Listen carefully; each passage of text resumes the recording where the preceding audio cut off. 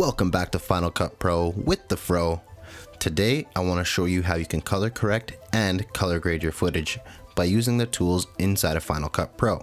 So our goal here today is to color grade all three of these clips so they look the same. We're going to use this first shot here as our hero shot, so we're going to base the color from this shot to these two.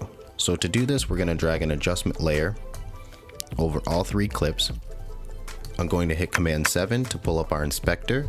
Now we're going to work on the exposure of this shot. To work on our exposure, we're going to use the Luma waveform, and then we're going to hit our color inspector and make sure you choose color wheels. So now with our color wheels, we'll use this to change the exposure of the clip. I'm first going to work on the shadows. So I'm going to pull the shadows down until the waveform hits the bottom 0 here. So what I'm doing is pulling the shadows down until we hit that line, and now I'm going to work on the highlights.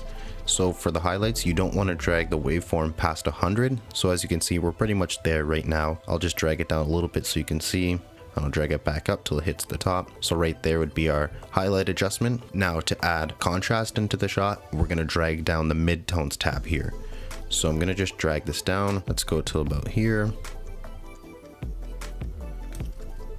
And you can just drag that until you have as much contrast in the shot that you like. So now after we've successfully changed the exposure of the shot, we're now going to work on the white balance. So I'm going to come back up to here and choose RGB overlay, and we're going to use the temperature and tint tools to adjust the white balance. Now pretty much what I'm trying to do is balance this area here. You can choose anywhere on the waveform, but your goal is to try to make the waveform as white as can be, because that means we have correct white balance.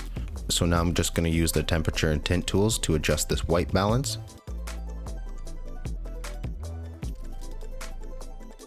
Okay, and I think that white balance looks pretty good there. What I'm going to do is go to the masters wheel here and add some saturation into the shot. You can also play with the shadows, highlights, and midtone saturation, but for this I'm just going to keep it the way it is. I don't want to add any more saturation into those areas. Now just to add a little bit more contrast into the shot, I'm going to choose a color curve here, and in the Luma section I'm holding Alt and I'm going to add a point at the shadows, midtones, and highlights. So now I'm going to create a shallow S curve and just pull down a little bit, and make sure to not go too crazy with this. You'll just want to make sure it's a subtle S curve, and I'm just dragging up the bottom node a little bit to add a slight fade out in the shot. This is good. We have our hero shot ready to go, so now we can focus on the next clips. So I'm going to drag the playhead here to where the other clip begins and hit Command B to cut down that clip. Make sure your playhead's over the next clip you want to color grade. We're going to reset the curves so we don't have a curve right now. We can adjust that later on. Let's work on the exposure of this clip. So you can see we have a little bit of room here to pull down the shadows some more. So I'm going to do that just slightly. And our highlights are already at the top. We don't really want to pull too far, so I'm just going to leave it right around there. And for the midtones for this one, I'm just going to drag them up a little bit more. And I think I like that exposure there. For the white balance now, we're going to make sure we have the RGB overlay selected and use our temperature and tint tools again to adjust. I'm going to add some more blue into the shot here. Pull down the saturation just a little bit and go back to the color curves, holding Alt, select 3 points, create a shallow S curve.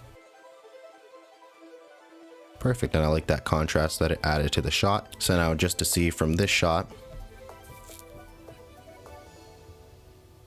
to this shot, they're already matched pretty well. And the reason we're going through and changing the adjustment layer for each clip is because they were shot at different exposures and different white balances. So this is just going to make sure that everything looks the same by the time the edit is completed. So now we're just going to cut this clip again here, go to the curves, reset it. We'll fix that later. Come back to here, pull up our inspector. We'll work on the exposure first. So we're going to our Luma. And we can see we're pretty much at the bottom here. We're actually slightly over, so I'm just going to pull it up a bit. And we can adjust our highlights up a bit. We have some room up here. And now just a little bit more contrast. I'm going to pull it down. Now we can play with the white balance, so RGB overlay, pulling it to the right a bit. I'm focusing on this area here, trying to make sure that's a white line. Perfect, right there, looks really good. Now we'll come up to our color curves, select our points, create that shallow S curve. And then I'll just shut this down so we can see it better. Now let's play back so we can watch all 3 clips.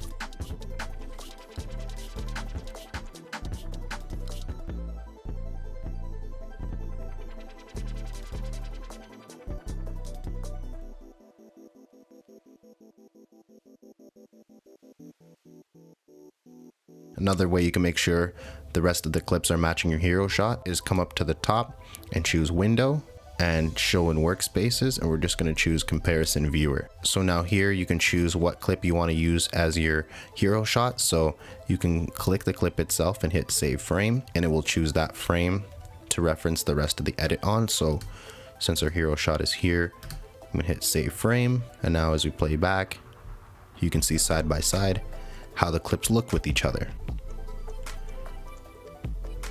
I think it looks pretty spot on. So that's another way you can make sure by using a reference that your shots are matching. Now, one thing that I like to do is add a look to the footage. So we're going to come up here and add an adjustment layer again over all the clips this time.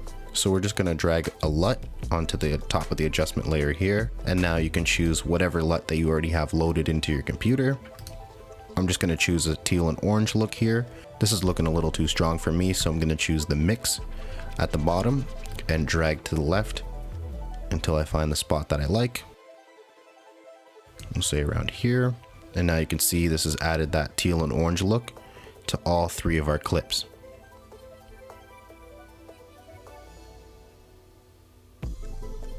What I'll do is just add a color wheels again and just pull up the highlights a little bit more, and that way it just brightens up that LUT a little bit more.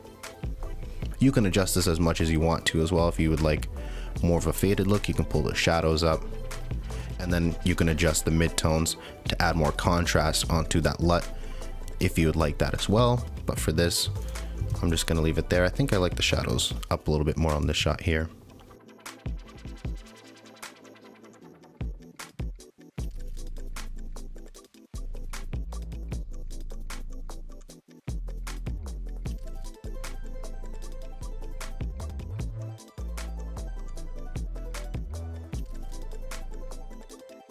And there you have it. I hope you understand how to use the color grading tools inside of Final Cut Pro better now, and you can start using these steps to enhance your own footage. If there's anything else you need to know about Final Cut Pro, let me know in the comments down below.